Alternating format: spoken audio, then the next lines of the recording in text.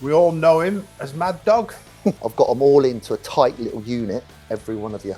You're all coming to Dublin with me next Sunday. There was no way we were going to lose. I said, pound a man, I'll swim it. True or false, you turned down the chance to sign Jimmy Floyd Hasselbank? True. Young man, if you don't take your players to the other end of the pitch, I will arrest you for breach of the peace. I read that perhaps David Moyes isn't a big fan of yours. Is that right? Thank you for joining us on another episode of No Tippy Tappy Football. Hey, Sam. Natalie, Nice how are to we? see you. Good, you? Yes, very good, thank you. Good. Before we start and introduce our guests, we just have to remind everybody to vote for us. Yes. Sorry if you're getting sick of it, but we'd love you to vote for us because we've been nominated for the best podcast organisation at the Football Content Awards, and it is free to vote for us. You can do it on their website, or if you follow them on Instagram, all you do is comment No Tippy Tappy Football. When do the votes finish? Oh, good question, you know? No, I don't. So, Yeah. please vote for us. Do it now because we don't know when the end date is. Yeah. It's a good point. So just do it now. The more votes we get, the better. Yes, please. We'd love. We want to challenge the big boys, or so-called big boys. We're up against the real, like the Sky Sports lot and the big lot. So we'd like to make a dent. That'd be nice. Yeah, they'd be embarrassed, wouldn't they? Oh, it'd be great, wouldn't it? Yeah. And you know we'd make a big fuss about it as well. So we'd embarrass them. So if that gives you, reason to vote. Thank you. Okay, would you like to introduce our guest today? Yes, Sam? it's been a long time since I've seen him, and of course we go back a long way. We've bumped into each other many times. I even think I might have been a couple of coaching badges, but his memory might be a bit better than mine. But it's Martin Allen, and we all know him as Mad Dog, so he can explain where that came from, I'm sure. But it's great to see you, Martin. Nice to see you, Sam. He's travelled all the way up from London this morning to be with us, and we really do appreciate it. Thank you. Lovely to be here. Thank you for making me so welcome. I have no idea why you're called Mad Dog, and I'd love to know, please. Well, how did that happen? At the time, there was a newspaper that nearly everybody used to buy called The Sun. And on one Saturday morning, on the front page of The Sun newspaper, there was a picture of one of these imported American dogs that had sadly hurt, savaged, bit people. And it was on the front page of the newspaper, and everybody was talking about it because it had happened quite a lot. Anyway, we played at home in the afternoon, and there was about 20 minutes to go in this game. It was over on the Chicken Run, which is the sort of the fans, That's as you would know, at West Ham, Chicken Run. where all their supporters, were quite vibrant and quite, buzzy. And sadly, I tackled one of the opposition players, and he'd hurt himself, and he was on the floor. Sadly, He hurt himself, did he? Yeah, I didn't mean to do it. No, you didn't mean to.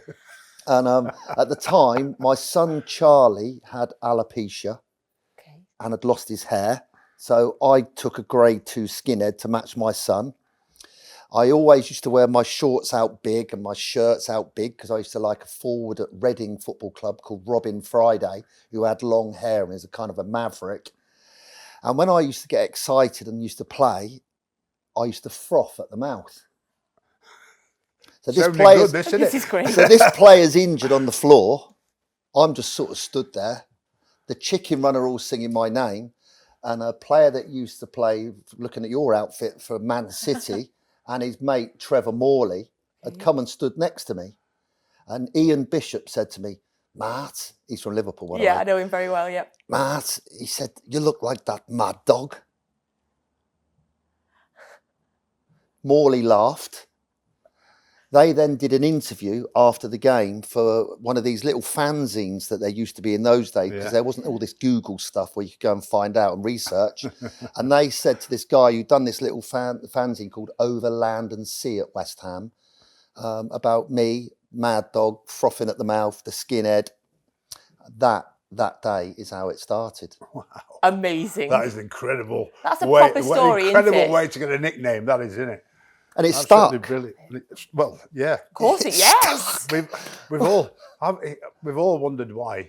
All of us, I think. So to get the true story, it's absolutely brilliant.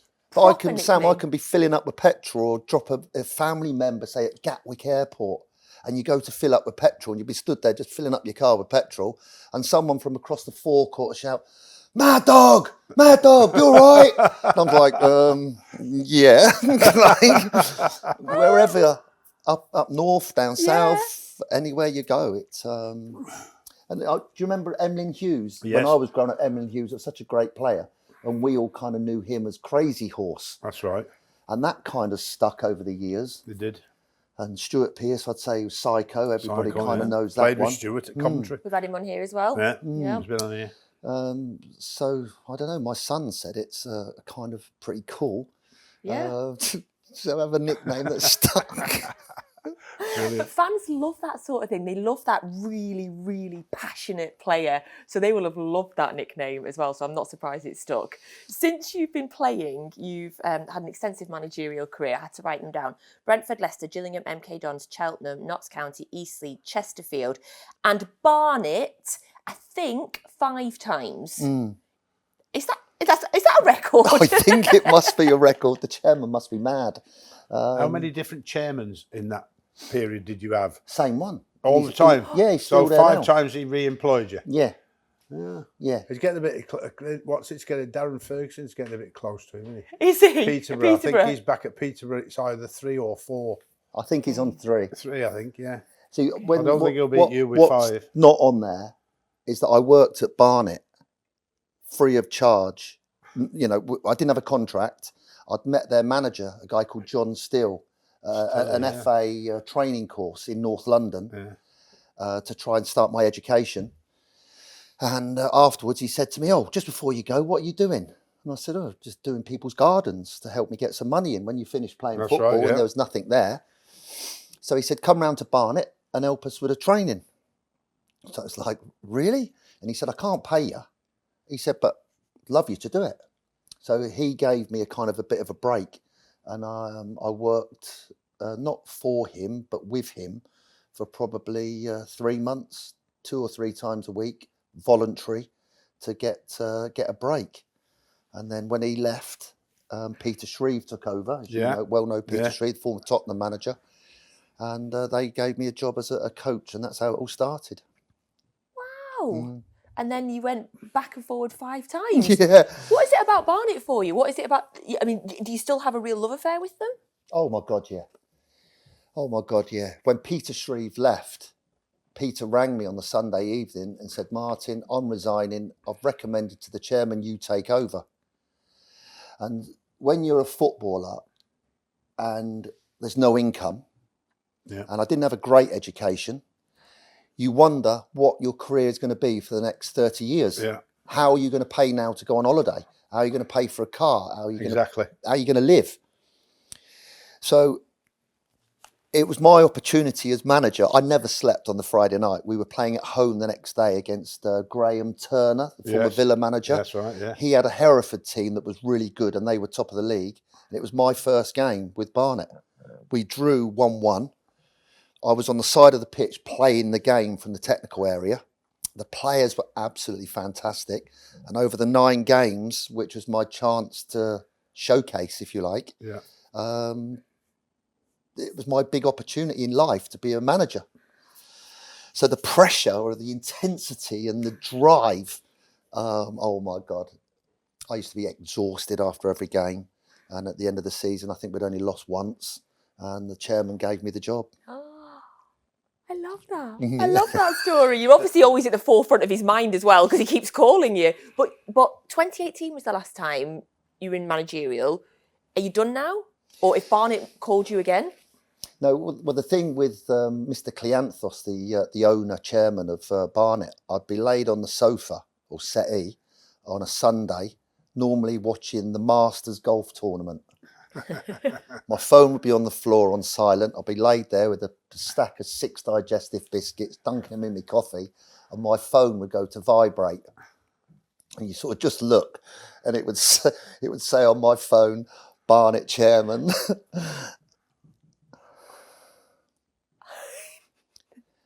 I'd see that the results hadn't been too good. I'd see that they'd lost the day before.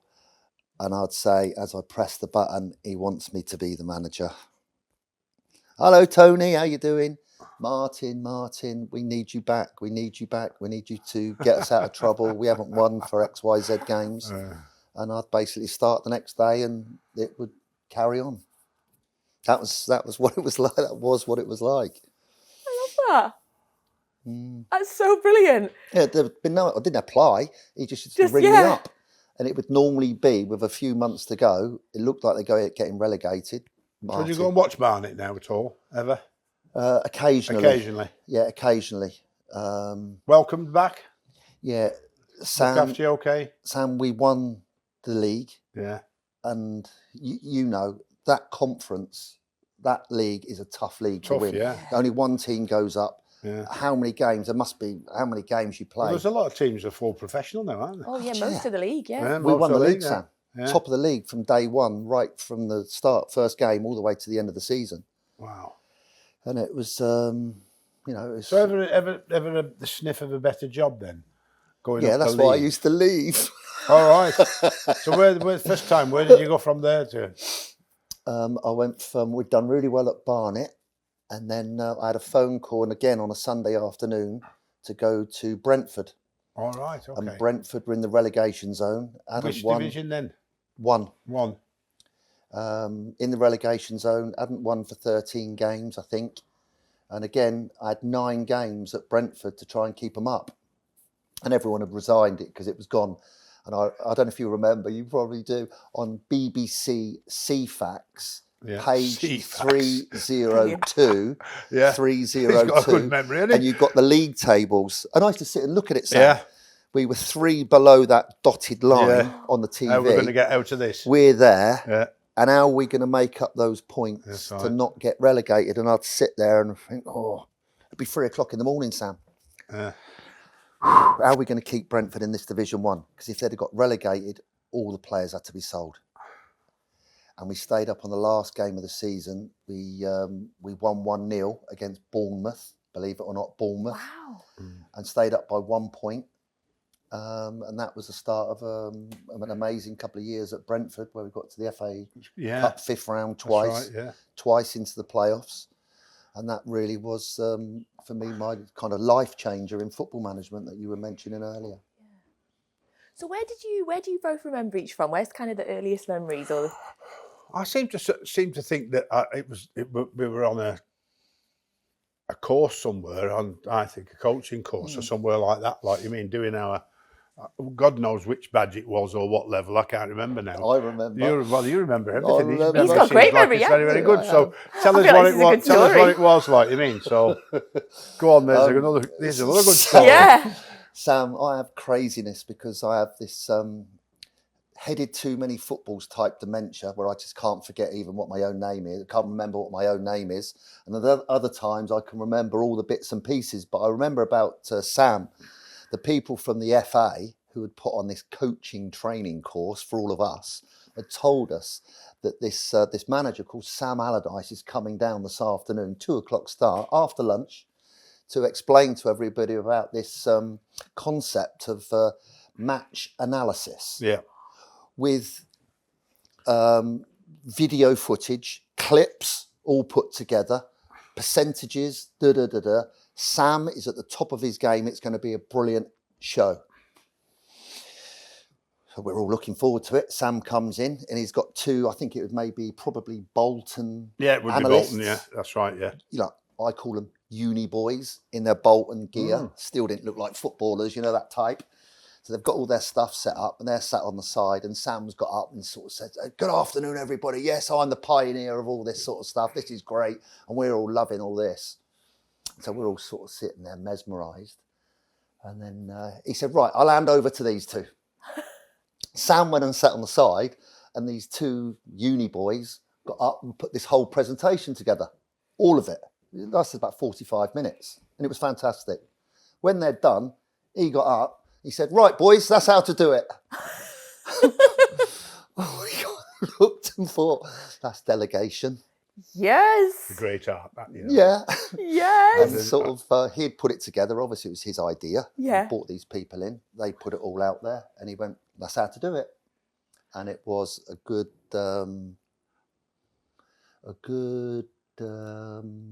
lesson to learn for all of us. You can't do it all yourself. You've got to bring other people in that are more expertise than what we have. and make the most of them. So it was a good lesson. Do you remember that? I do remember it. Yeah, I remember. I remember the fact that I think that was at Warwick University, if I remember rightly. Yeah, and I'd spent a long time with the two lads, like me, saying, "You've got to get down here and put me this together, like you mean, because if I just stand up and talk about it on my own, I might have a couple of things on my laptop then, and I wasn't at that time that great at using it, clicking away. So I use the lads that I trust, and don't forget I'm a dyslexic, so I cannot communicate from a literary point of view in terms of that particular area, but those lads can, so that's why I use them. And that goes back to what you were saying about delegation, and obviously knowing what your strengths are and knowing when you need help, which is a great lesson for us all as well. One of the things that came out from Sir Alex was always employ people that have more talent than yourself. Yeah. And he said, you learn and bring together and you pick out what you like. And he was a big advocate of that. But going back to the analysis, you were the innovator of all that, weren't you? Yeah, you were. He was ahead of the game. So many people have said that, you know, and I feel like that's still not widely publicly known. Of course, it kind of touches back on the name of the podcast, which we talk about all the time, No Tippy Tappy Football. What's your kind of thoughts, Martin, on the kind of, like Sam was touching on there, the modern style, you know, the tippy tappy football? I think it's interesting. My son George is very clever young man, and one day he said to me, Dad, you've got all these teams out of relegation, like at Notts County, Barnet a few times, Notts County and Brentford. He said, for you to get up to the next level, you need to work a way out where you're going to take a club and get them promoted. So he said, you need to work out how you're going to do that. Because at the moment, good advice, by the way. All my work had come from a manager called George Graham. He was my youth team manager at QPR. My manager at Millwall. Wow. So I learnt from George from 15, 16, 17, 18 and 19. 4 years I had with George Graham. Hardest, most detailed manager of set plays, for and against, how he wanted the team to play. And from that, I learned, and I used to write down when I was a youth player, all the sessions that George put together, and I kept it. Oh, wow. It was to work with him. More detailed than me when it comes to that, Yeah. He was, oh my God, fitness, rules, fines, discipline, afternoon training, never having days off. Unlike today. George was there, boom. So I'd worked with all that, and I had that in my mind. And when I started in football management, first job, how do you stop them getting relegated when they haven't won with 13 games? Well, you do everything you did with George Graham and try and get it in 5 days before the match. Everything. Wow. Timing, discipline, organisation, set plays for and against, attacking, how are you going to attack the opposition, how are we going to be as a team, camaraderie, unity, all in 5 days from George Graham.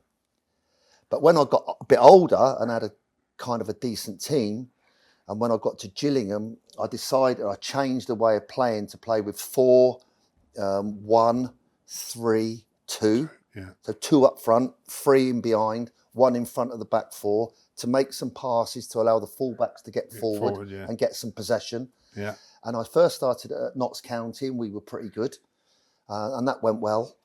And then when I got to Gillingham, to win that league at Gillingham, top of the league for the whole season, playing what you would call a bit tippy-tappy, but still good at set plays, still units from George. So the George stuff was still there, but there was a different way. Nice mixture then. Yeah, nice combination. I think we've got to say it here. People can't get confused about the fact that we don't want to play. It's my fault for calling it tippy tappy football. We play tippy tappy football that's fast and quick and move the ball forward. Yeah. not slow and what we call passive passing. So you got this possession scenario everybody talks about. Possession and progression is the name of the game. For us as a back four, it was imperative we didn't give the ball away. Unlike today, it's not a problem. It's not a problem for a centre half today, or it doesn't seem to appear to be. It is a problem, but it doesn't appear to be a problem in managers' eyes and press eyes if you pick a ball up at centre half and you pass it straight to their centre forward. Because it's happened so much this weekend, particularly.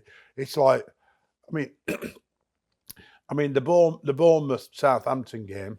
I mean, it was just like, this is not what do you think. What are the players thinking? Is it because the players are so brainwashed by the manager saying you got to do it now? They're doing it in impossible positions where they're never going to be clever enough to make that pass. And ultimately, the opposition keeps scoring. So, play out from the back, but when you get it, can you play forward? And it sounds simple, but you've got to be able to see it on the pitch. And all you need to do is drop 5 yards deeper than you're doing now. Mm-hmm. So, two simple things. We want you to pass it forward when you get it, and to give yourself more time to see where you pass it forward, go deeper from where the ball's coming. So you've got enough time. And it takes longer for the centre forward to shut you down, so you can make better decisions. So you're going to look better on the ball. So it's simple. It sounds simple. It's not simple in the game of football when it's actually being played, because there's time, but there's not a lot of time. So if in doubt, kick it out. Love that. Yeah. Yes, great. If in doubt, kick it out. This is a back four in his own penalty area. Every manager and every coach, do not lose the ball in your own final third. If in doubt, kick it out. If you can kick it over the opposition's defence, you're not looking for anybody, but you just relieve the pressure. So what you can do is you can push up, you can get to the halfway line, and there's less pressure there. When you'll start defending from your halfway line, when you'll keep defending crosses coming into your box, the pressure becomes so great, it's prone to you then making the mistake that ultimately results in the opposition scoring. Mm-hmm. But there has been a shift in the way people playing. There are a lot of teams playing long ball now. So I have to bring up this wonderful new record at Brentford that the manager's got. Okay. They've scored 3 goals on the trot in less than 60 seconds. Yeah. By rolling it back to the goalie playing it up down the left-hand side of the opposition, their right, by winning the knockdown or winning the header, keeping the ball in play, keeping the pressure on the opposition, a cross comes in, bang, boom, goal. And he's done 3 goals in less than 60 seconds in 3 consecutive games, and nobody's ever done that, and probably nobody ever will again. But it's happening a lot. Yeah. Even Man City's doing it. Mm. So who's your team? So you're seeing all teams, or a lot of teams, Liverpool, you see them all going back from the goalie to, and they're all going, bosh, let's get it up there in the opposition's. And they're not doing it a lot, but at least I've actually gone, oh, this is quite exciting. Because we're actually getting the opposition facing something they haven't faced for quite a while, and then the team bringing the knockdown and then playing from there, which creates more excitement, creates an opportunity to get in the opposition's box a lot quicker. Don't have to break down 11 like you normally do if you're going to play from the back. So there might be a little shift about where and what you're doing, like you mean. But there are managers. The Chelsea manager, what was the Chelsea game, and against Brighton, usually, I'd say usually entertaining. Hey, look, listen, fine, brilliantly. But if you're talking about keeping your job, right, then results keep you your job, not the way you play. Are you a big West Ham fan? Mm-hmm. Yes. So what have you made? Oh, and you were playing golf with David Moyes this week. I was playing golf with Moyes yesterday at the Royal Lytham. Really, well, the beauty was there was no rain. Oh, there was a little bit of wind, but no rain. But we had. Did you both hit long balls? Off the tee, yes. Yeah. And we struggled around the green. Not a good shoot. Not a good short game. The putting was a bit off. That fitted in well, Yeah, didn't it? Moyes is good at the moment. I think he's. Well, we were talking about West Ham, obviously, because they've had a bad start, like you mean, and not that he's doing anything other than like saying, well, you know, can show you how difficult the job can be when you first get in there, because obviously he and has been the most successful manager since. No, he has been. Yeah, I think he has been the most successful manager with the ratios and the trophy that he's Yeah. won. Not a very good ending to the last couple of months of last season. no. But prior to that, West Ham were a good, very, very good team. Do you think they should have replaced David Moyes? I think when it was announced soon after Christmas that he wasn't getting a new contract and we were going to wait till the end of the season, I thought from that moment onwards, it sent a message out to the supporters and the players that his position was probably going to be ended. I think the time was right for him to go. Okay. I think it got towards the end of the season, Yeah. and I think he was also losing his mojo. I think he was also feeling like, I've done my time, I've done as good as I can at this stadium to win a trophy, to bring them to where they are from nearly getting relegated with David. It was one thing that I do regret, that I never got the opportunity to take him into the new stadium. But there you go. You move on. Now, Martin, forgive me. I'm going to word this politely. I read that perhaps David Moyes isn't a big fan of yours. Is that right? We get on well now. Yeah, we do get on well now. When I Okay. see him, we always shake hands and he always looks at me and smiles. And when we meet up for these Football Association training days and all these sorts of coaching days, he always comes over and we always have a little smile and a chat to each other. But where it all kicked off, where it kind of fell out with him a little bit, was I was assistant manager to Alan Pardew at Reading Football Club, which is my hometown team. And Alan asked me to become first team coach after John Gorman had Yeah. gone with Glenn Hoddle to That's Tottenham. right, yeah. So I was doing I was a gardener in a posh You know a area gardener. called Yeah. Gerrard's Cross. I got a phone call at tea time from Alan Pardew. Can I meet you at Slough, which is just outside Heathrow Airport? So I went and met him. Had an hour and a half with him talking about football. And they hadn't won for 10 games, Reading. And he asked me if I would come as coach and do my thing, which he'd seen me do a couple of other places. And then first away game was away at a place called Preston. Okay. And they were up in the playoffs. Reading were just above the relegation zone. Preston hadn't lost at home all season. Manager was called David Moyes, a Scottish guy. And Reading hadn't won away from home all season. So when we got up there, we turned the stereo up full blast. They were complaining non-stop about that. And I was in the corridor outside the away team dressing room. Had the plastic gone by then? Yeah, it was grass. Grass, yeah. So then I said to all the players, we're going to go out 5 minutes early. So instead of going out at 2:15, we go out at 2:10. Alan Pardew was okay with all this because I'd agreed it with him. Mm-hmm. And I asked them all to follow me. I'll get in trouble. You steer clear. Do what I say and follow me only. So we came out at Deepdale, jogged across the first half of the pitch because the change room's behind the goal. This is the away where you warm up for the away team. That's right, yeah. We went straight down the bottom end and we started jogging round as a little group. Down in the other half where the Preston team would warm up normally. So we're jogging round and then the Preston players started coming out and then one of them came over to me and said, you warming up there? I said, no, he ain't. And we carried on. Then the coach came out and he said, oi, up there. That made me even worse. The players were all giggling and smiling. So we started doing our exercises. Then the coach starts putting down all his discs for a square for the Preston players to do their drills. We went running through the middle of their square. So this is all getting pretty, tense now. Yeah, it's getting towards about 1:30. And I said to the players, do not say anything. Just keep doing your warm up. And we kept crisscrossing across their thing, across their drilled areas. And I'm absolutely loving it. And then I can see from the top end, this police commander, and he's got one of those sticks with that gold bit at the Yeah, the bottom bottom, yeah, and yeah. the gold bit Yeah, at the top. yeah. And he's walking down. He had a flat hat on like that. With his and ankles he's out. marching down. And so we're over on the left side of the pitch over there. He's marching down and he starts walking, you know, proper walk, right? Proper. So I said to the players, follow me. And we went across the 18-yard box to the other side of the pitch. And so now he's walking like that. He's doing a big curve round. He's about 30 yards away from me, and the lads are laughing because that was also one of the things, Sam. It took away all the tension pressure, of the yeah, game. yeah. And I knew I was going to get in trouble, but I wasn't bothered.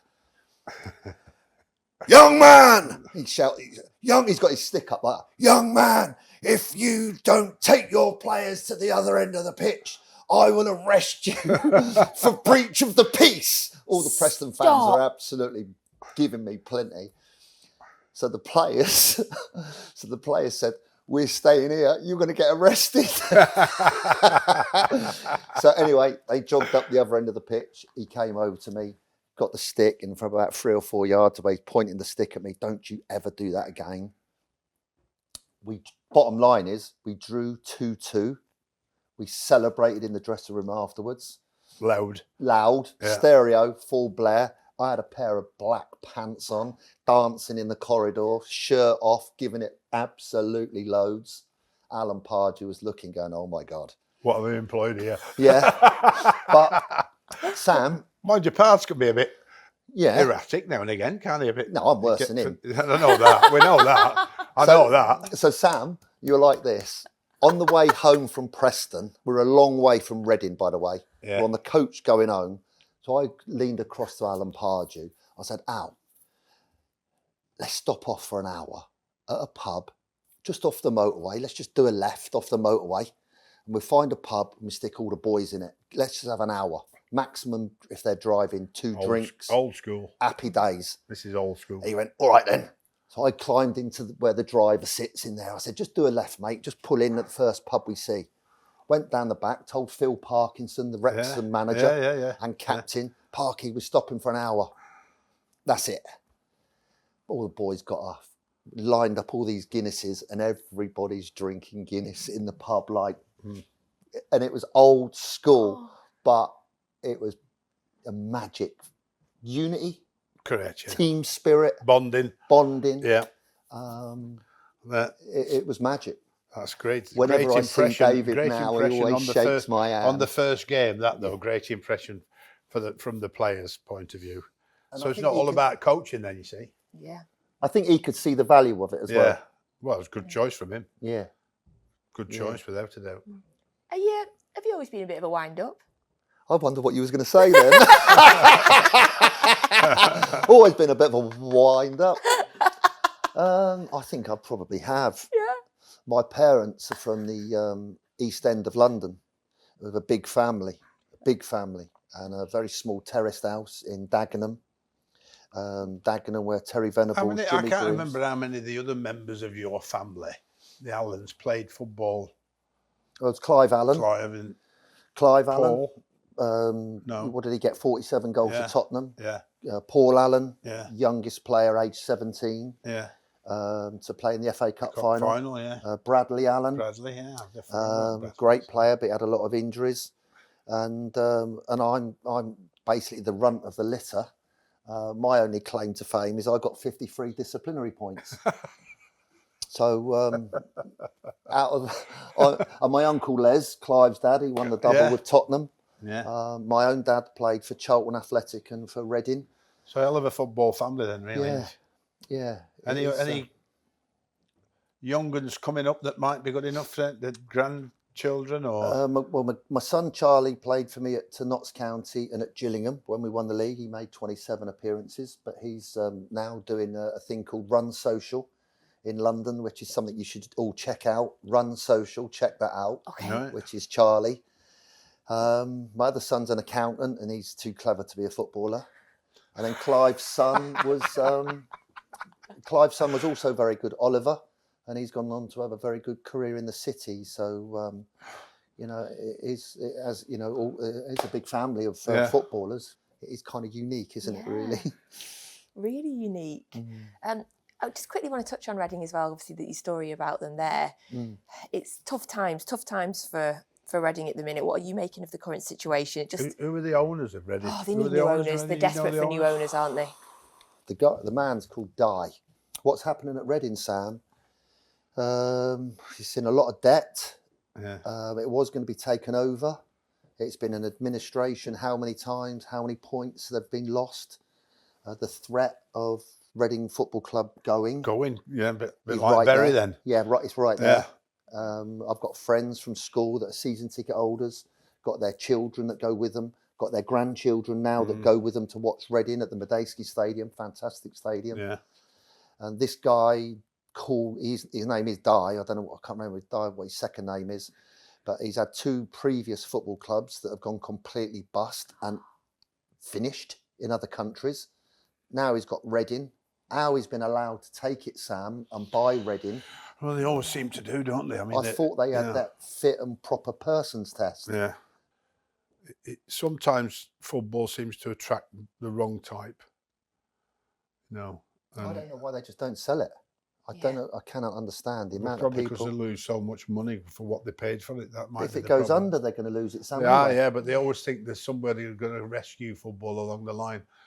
But he's a multi-billionaire, Yeah. and for what we're reading, he sort of shrugged his shoulders and. Well, nobody likes losing money in the end, do they? But Well, if you're a multi-billionaire, you're never going to be able to spend it all, aren't you? So if you like football, you might as well spend it on a football club. It's just worrying. I think sometimes people get out of touch about what football clubs mean to people and communities. Now, you mentioned earlier about Barnet when they call you when they're often in trouble. And again, respectfully, Sam, often you have a reputation of going into a club when they're in trouble and trying to rescue them, kind of the firefighter, try and fix them and rescue them and sort them out. Feels like we're starting to get to that point in the season where clubs they've had enough games now. They're going to start to worry. They're going to start to change things. So I wondered, from both your perspectives, when you're going into a club that's not 1 in 13 or not 1, or when you're going into a club that's in the relegation zone, what is the first thing you do? I take a lot of Mickey take. I'm a Mickey taker. So, like I said before, there's some rather strange looks when you first go into a club. And I tell you something. I think I said about the Leeds when I went to Leeds, and there's 4 lads. I said, where'd you have your teeth done? You know what I mean? Was it Turkey? Yeah. You know what I mean? And they all go, what's the manager talking to me like that for? Like, because it's obviously untaboo with previous managers. But I like to join in and have a bit of a laugh and a joke, like I mean. And that doesn't happen with a lot of managers. Love that. But that's lifting the mood. Yeah. So there we go. Okay, love that. Next. Well, whilst listening to Sam, it brought back memories of when I started at Brentford Football Club, Division 1, in the relegation zone. Hadn't won, I think, for 13 or 17 games. I was going to Brentford on my own because my staff was staying at Barnet for the time being. And I woke up about 5 o'clock in the morning on the Monday. Went round on the M25, just underneath Heathrow Airport, and the training pitches were at a university site for Brentford. And when I pulled in, it was like 6:30 in the morning in the car park. I'm looking around, I'm all on my own, there's nobody else there, and I'm thinking, I can't wait. When are all the players coming? I'd spoken to the guy at Brentford, my boss at Brentford, and he said, what time do you want the players in? And I told him 9:45 upstairs at the building. And he said, they don't normally come in till 10. So I said, okay, make it 9:30. All the players in for 9:30. So when they started to arrive a bit later, the doors had been opened to this pavilion, and there were some wooden stairs going up this pavilion into like a lounge area looking out onto the cricket pitch and the football pitches. But on the way up, I could see ringlets of hard mud that had come from underneath the football boots because people had been wearing their boots indoors. I didn't like that. I went to the store cupboard and all the footballs were muddy, brown, dirty, and I didn't like that. The bags had splits in. The bibs were all still dirty and they were in a pile with all different colours, and discs that you put out for training were all over the place and filthy. I rang the guy that employed me and said, this is an absolute joke.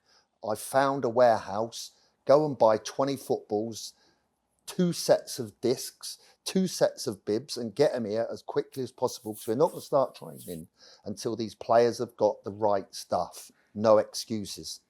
I saw the groundsman and he said, this is your training pitch, Martin. Nice to meet you. And I said, right, cut that flipping grass as quick as you can. We are not training on that rugby flipping pitch. Get it done now. When the players started to come in, they're walking upstairs in their football boots to the first meeting with me. My face was like thunder. I made them all go back downstairs, and every boot in the boot room had to be clean and kept clean before it came in the building. Somebody went off to B&Q to get some black buckets and some brushes and some polish and some polished brushes to clean all the boots. The players did not know what hit them. I was sat there with my mad dog face on in a rage. Finally, all the gear arrived.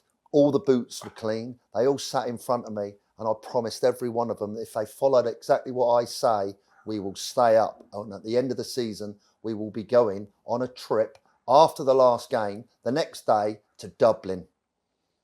All of you with me. Everybody that goes on the pitch, even if it's for 1 minute, you're coming. Oh my God, the players' faces were like... We didn't start training till about 2 o'clock in the afternoon, the time that everything got to be tidied up and cleaned. I shook all their hands before they left. I waited for them the next morning to shake their hands, welcome them in back outside as they got out their cars. Yeah. Oh my God, Sam, out of the 9 games, we only lost 1. We won 7 and drew 1, and the momentum started from that first morning. It was amazing. That is kind of what it was like. Never gone that far. Love Not that far, no, but very good. Yeah, Yeah. but that's it. And it's There's a lack of discipline today, though. Yeah. I mean, as parents, we're all responsible for that, not coaches. We are. I'm mine. And the food, Yeah. oh my God, we came up after training and the food like it was like sausage, chips and beans. No. And it was like, okay, to this nice lady who had prepared it all and cooked it all. I said, with all due respect, we're going to need some pasta, and the next day we're going to have some baked potatoes. I don't care if it's beans and cheese, but keep it all as basic as possible, as cheap as possible. If it costs too much for the budget, come and see me and I'll pay the extra. Let's just get it all done. And that's how we kind of Evolved. And they are basics, aren't they? But basics, principles and values. And I expected the same. And if anybody was late, I kind of sold the analogy. If you're late off the field, you'll be late on the field. Yeah. And that kind of discipline on set plays and set pieces. We used to train in the afternoons, but they would love it and they could feel it coming. And we went through those basics. We had one more rule we had, Sam. Did anybody come to you and say, sorry for interrupting you, did anybody come to you and say, I can't train this afternoon, I've got to pick the kids up from school? No, because if they trained with me in the afternoon, then at the end of the season, they'd be able to take their kids on holiday and make it a nice holiday. Because if they go and take their kids, they won't be able to afford to go on holiday because their wages will go down and they won't have no money to go away on holiday. Yeah. But if you want, you could go on holiday to somewhere like Basingstoke. Did you get to Dublin? Because you stayed up. Yeah. It's a really good question. On the Sunday night before next Saturday's game against Bournemouth, what we had to try and win to stay up, I think, oh my God, we've got to go from Saturday night to fly on the Sunday. Oh my God, how are we going to book all the flights? I knew the hotel I wanted to take them to because I'd been there to play golf before. So I'm shaking at home and I rang the guy. He's a director and he's still at Brentford. His name's John Harting. Really? Oh, okay. John, I need to come and see you. Big house. Why? John, I need to see you face to face. So we've gone into his house. It's about 7 o'clock, posh part, just West London. Went in and see him. He said, what can I do for you, son? What can I do? I said, John, you know this trip to Dublin next week? yeah. I said, you know, you're paying for it all. He went, yeah. I'm fine with all that. I said, well, John, I need to buy the flights and book the hotel tomorrow. He said, well, we ain't stayed up yet. I said, John, we need to do it tomorrow because there's no way after the game we're going to have time to do it and you're going to lose the impetus of it. So he said, well, what do you want me to do then? So I said, you need to pay the money to me and tomorrow after training, I know a travel agent. I'll go to her, get everyone's da-da-da-da-da-da-da-da. He went, what? So we're going to go even if we don't stay up? We could get relegated. I said, we won't get relegated. We're going to win. He went, all right, I'll do it. He transferred the money to my bank account. The next morning, Monday morning, all the players have come in. I've got them all into a tight little unit. I said, I'm just letting you know, every one of you, you're all coming to Dublin with me next Sunday. Our flight's taking off at 11:30 from Heathrow Airport and all of you are going. We are all going. And they're looking at me going, Got to win. there was no way we were going to lose. We won 1-0. The stadium or the ground at Griffin Park. It's like you've won the league, isn't it? Oh, it was unbelievable. Honestly, down there, like when you just, but well, particularly Sunderland because we stayed up on at the Stadium of Light against Everton, and everybody knew we'd stayed up then. Like you mean, so. Talking about Sunderland, Sam, I feel like I'm asking all of the questions today, and I say this again respectfully to you, Sam. I don't know if you've heard, but on a podcast this week, one of your former goalkeepers at Sunderland, Costel Pantilimon, said on a podcast this week, and I didn't say it, that he wasn't a fan of your style of management at Sunderland. Right. What do you remember of him? What do you think of that? He was crap anyway, wasn't he? Yeah, it's probably because he wasn't in the side. What's his name? But I think that not everybody's going to be a fan of yours, Nat, and that's fine. You know what I mean? I don't like every player. As I said, some people obviously unsuspectingly treat them slightly better without me knowing, like Jermaine Defoe's, like, you know, go and see your dad. So it's fine, it's fine as long as I'll respect them and they need to respect me. If they don't respect me, then they ain't got much of a chance of lasting very long anyway before they're gone or they're bombed, whatever you want to call it, or mushroomed. You know, there's many words for it, like you mean, but that's fine. It still works. If he played, he still did his job. If he played and didn't like my style and he was doing his best, I'd still pick him. You know what I mean? So it's not a particular problem, like you mean. So all I can say is my style kept up Sunderland Football Club when the previous manager, Dick Advocaat, said this team is definitely going to get relegated, and they only had 3 points after 9 games. So we worked it in the end, and we were all very happy. Obviously, he wasn't as happy as the rest. Thank you for that. I'm sorry, we've run right out of time, Martin. I feel like we could have had so many incredible stories out of you. Like, I feel like we could have filmed this all day. We finish with we're finishing different things. It's called True or False this week. So I've got a few statements for the both of you, and I need to know if they are true or false. So, first one for you. True or false, you turned down the chance to sign Jimmy Floyd Hasselbank? True. How come? He hadn't played for 8 months. He was older and wasn't Jimmy at his best, that we all know and all love. I already had 4 centre forwards, so I don't think a 5th would have really been conducive. You were lucky to have 4 centre forwards, especially in today's game.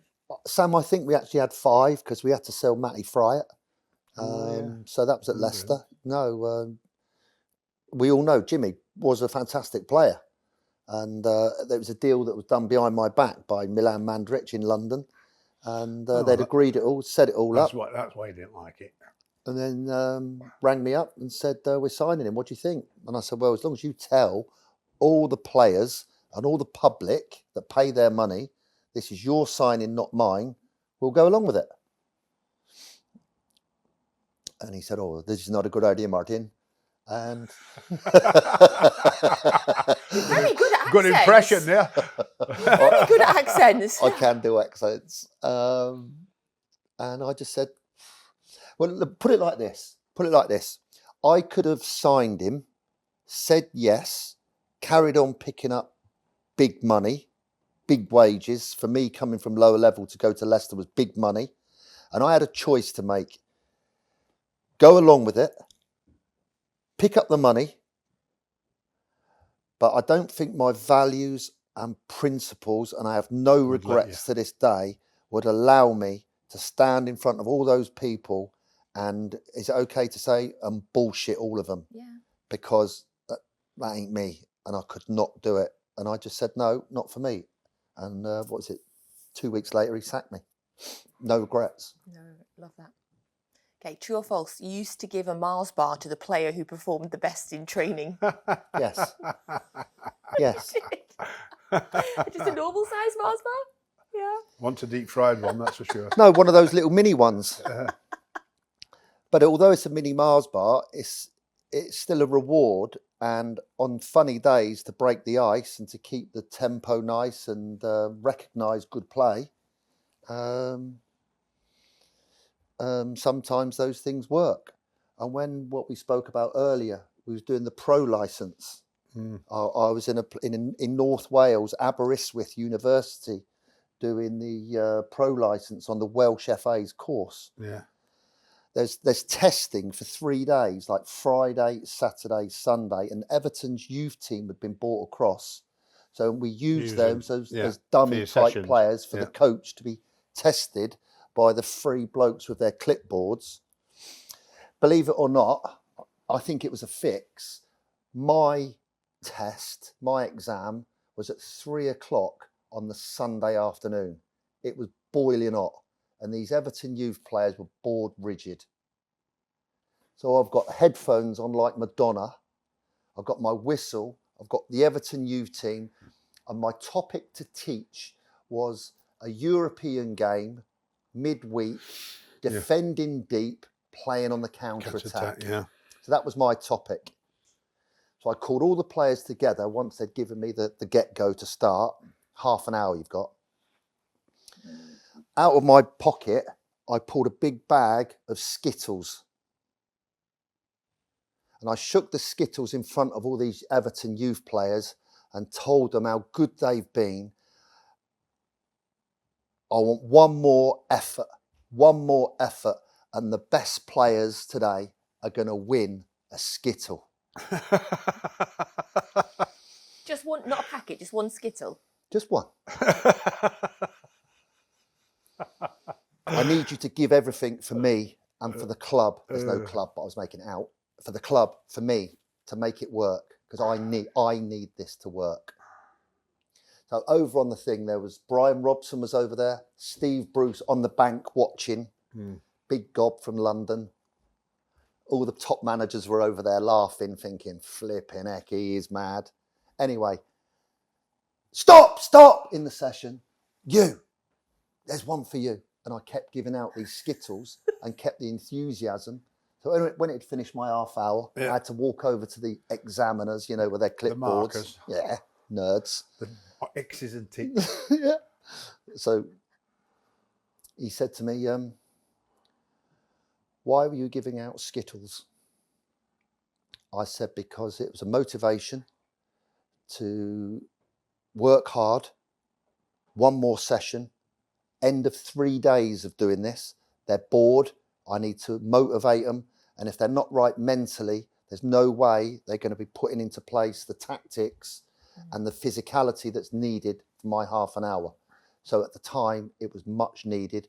And you can see the effect it's had on the players. They've all just walked in happy. So all the rest of the Skittles I gave out to just to say thank you. They all took deep breaths, and I thought, there's a good chance I failed. I passed. A couple of hours later, you go into a classroom and they give out the awards, and I got through. But then I also read an American football coach, his book, and it said how he used to give out sweets to his top performers when they played. So I thought, yes, I can be a bit mad. But somebody that had been so successful, it was in baseball, I think. I can't remember the guy's name, which I'm really sorry for. But I thought to myself, well, you're not doing There's it. method in the madness. Yes, don't we, about yes. Yes. Method. Yes. Okay, well, that doesn't make me as worried about asking this next question now that you've just said that, because I feel like the answer's going to be true. You used a piece of toast instead of a football to work on set plays. Yes. Oh, yes. Okay. True. Can you explain, please? Yes, we got up north coming from down south, and we were supposed to do set plays in a park pitch just around the corner from the hotel. Yeah. I had to take them onto a park pitch where kids would be walking through. Yeah, be quick before you got kicked off as well, didn't Yeah, you? and it was a kind for the players just to be back to where we all grew up, playing football on the green, that sort of stuff. But anyway, it'd been pouring with rain. It was too heavy to do set plays. So we all met at 6:45 before evening dinner at 7 for an away game on a Friday night, which is normal. So got them all together. Big conference room, banqueting suite at a hotel. Put a chair down for the 2 posts for the goal, 2 chairs. The corner flags over there, what were they? Another 2 chairs probably. Put some discs on the floor from one of the coaches from the storeroom downstairs. Made it like an 18-yard box in the hotel. And then the toast had come out for dinner, and got all the lads together. I said, "This is the team for tomorrow. Corners 4 over there. You go and take that one."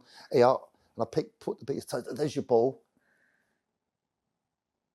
mate. Take the ball with you. So he picked the ball up, took it across. 2 at the near post, 1 in front of the goalie, 1 coming off the back post. You coming in from the penalty spot. Ready? When I blow the whistle, throw the toast in. So blew the whistle and he's thrown the toast, and as you can imagine, the toast has gone like this, and I just imagined it. I said, great ball, get the flick at the near post, that old-fashioned corner that we all used to do. Touch on, and went through it like that. But I went through it in a positive attitude, and I had to improvise because it was too wet outside, and it relaxed them. It took away the tension. So there's more to it, and a method in the madness, rather than just say, oh, well, we can't do it and give up. I thought it would be better to be positive. Brilliant. I love a positive attitude. Always find a solution. Love that. Right, I've got 2 left, and I'm excited for the answers. Sam, is this true or false? You swam in the River Tees before an FA Cup game to inspire your team.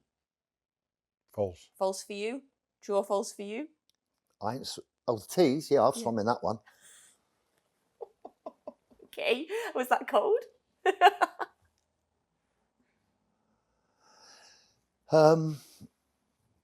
That first game that we spoke about at Brentford, we won on the Saturday. Okay.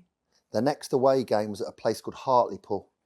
Hartlepool were in the playoff positions. Brentford were in the relegation zone. Monkey hangers, they're called. Yeah, that's Hartlepool. it. Hartlepool hadn't lost at home all season. Brentford hadn't won away all season. We broke the routine up by travelling on a Friday morning. Yeah. And at the bottom of this nice hotel, there's this road coming down across this little road, and there was a field and a little river. It was an okay field and a river. The river's about 15 yards wide. So we got up there, players had to come down in their training kit, and the physio and the first team coach are just going to have a warm down type session just to loosen off their legs after the long bus journey. So as they're standing there doing their stretches, they're playing that game like piggy in the middle with the ball popping around, and they're all having a good time. And I'm stood on the side with a serious, horrible face on, just watching it all happening. And then the captain says to one of the other senior players, I'll give you a £5 if you want to swim across that river. And the other lad said to him, I ain't swimming across the river. So he said, what about you? Do you want a £5 to swim across the river? And the whole group, there's about 18 of them, are talking about swimming across this river. We hadn't won away from home for the whole season, and I'm looking at it. I'm about 10 yards away, horrible face on. I said, stop! Instead of talking about it, why don't you just get in and, you'll have to swear. Yeah. Why don't you just get in and fucking do it? They are all looking at me like absolutely petrified. I said, I'll do it. I said, pound a man, I'll swim it. So the captain brave, he stepped up. He said, "All right, Gaffer, you do it." He pointed the finger at me. Oh. Go on then, The you deadly do it. finger. I said, "Okay." So the physio's taking them for a jog, and they're all chuckling now. They're all like little kids. You can imagine. It's about 3:30 on a Friday afternoon. It's a nice day. So they've gone off for another jog around the field, and I'm looking at the water thinking, "Oh my God, what have I done? It's filthy dirty. There's crisp packets, Coke cans, everything." And across the other side of the river, I can now see from the secondary school that is just over there, all these kids walking along, coming out of school to go home. That's an error. So when they got back, captain says, "Right, Gaffer, we're all going to pay £1 a man. It's between all of us, 23 quid. So I said, "Well, if you say you're going to fucking swim it, mate." So I took my top off, threw it down, took my t-shirt off, threw it down. So I had my trainers and my shorts along. I jogged 30 yards across this little footbridge, and that's where all these kids are coming along. Came along, stood on the opposite side of the river, and the whole squad is stood there looking at me, smiling. I took a deep breath, dived in, jumped in as far as I could, and just swam as quick as I possibly could. Got to the other side, and it was like a muddy bank with reeds. So I'm climbing up to get out. They're all absolutely laughing their heads off. And I've got all mud all down here, and I'm stood in front of them. And I said, "If you say you're going to fucking swim it, get in and fucking swim it." And I ran off. Back up that little road into the hotel. And I don't know if you remember, but there used to be buses that used to tour this country called Wallace Arnold. Yeah. Had a big W and A in orange with a cappuccino coloured bus. It had just pulled up. As I went in through the reception doors at the front of the hotel, 57 Americans were waiting to check in with blue rinses and nice jackets on. And I'm stood there. "Excuse me, can I have my key, please?" I got my key, went up to the room. The next day, the physio and the coach went to a company called Prontoprint. Do you remember Prontoprint? Yeah, bumming it. A3 posters, Big pictures. big ones. They took them to the ground at Hartlepool where they were going to fix the kit up on a Saturday morning, Yeah. which is normal. And they put these things with this stuff called blue tack Yeah. from Prontoprint, and they put them all round the dressing room at Hartlepool. Captain says to the first team coach, "What time's the team meeting today before the match?" And he said, "There's no team meeting. We're just going straight into it." Brentford haven't won away from home all season. I sit at the front of the coach and don't talk to anybody. Got to Hartlepool's ground. Yeah. Players get off the bus, go into the dressing room, and it said, "If you say you're going to swim it, swim it." We never had a team meeting. Sam, we won 2-0. At the end, you can imagine the players. Yeah. They were like, and we took it on as our motto, kind of, if you say you're going to do it, then Do it. do it. And David Pleat rang me, because that story came out on the Monday, and David Pleat was manager at the time of Tottenham Hotspur. Yeah. And he rang me. He said, "Martin, have you got 2 minutes?" I said, "Yeah, of course I have." I didn't know David Pleat. He said, "Tell me about swimming in the river." I explained it to him. He didn't say a word. He said, "Thank you very much." He said, "That's very interesting." He said, "Keep up the good work." And he put the phone down. Mm. And I came away from that. You might be a bit mad, but It worked, mate. there's something in it worked. somewhere. It worked, yeah, it I feel worked, like yeah. you're the East End version of Ted Lasso. I feel like that's something that he would do. And then have you ever watched the programme Ted Lasso? I loved it. And I've got a picture of his Believe sign, and if you say you're going to do it, do it. So I mean, that is a very nice compliment. Well, it's the same in all walks of all our lives, whether, you've been in football, whether you're a You have to be a broadcaster. bit mad to do it now. You've got to have that You've gotta have a bit- you've gotta drive, have- haven't you? Yeah, you've got to have a bit Definitely. of inner Spirit. Spirit, yes. Yeah. And you've got this thinking outside the box sort of stuff, and Definitely. and being able to react almost instantly to make a decision. Like, I mean, where there is no time to think sometimes when decisions have to be made in Definitely. football, and certainly for every player on the pitch, their decisions have to happen in split seconds. So and us as managers have to see that and take a risk, take a choice, make a choice, whenever it might be. Some of it quite bizarre that people would frown upon it if it ever gets out, but if it works, it works. I wish we had 3 more hours to talk. I love that. I'm going to end it there because I think we're not going to top that story. And I just thought that was Absolutely brilliant. Thanks Thank for you. coming, Lovely Val. to see you. Great to see you. Thank Great you to see very Good luck. much. All the best. Lovely. Thank you for coming. Thank you for your time. Thank you, Sam. Pleasure. Thank you. And thank you, as always, for joining us for another episode of No Tippy Tappy Football.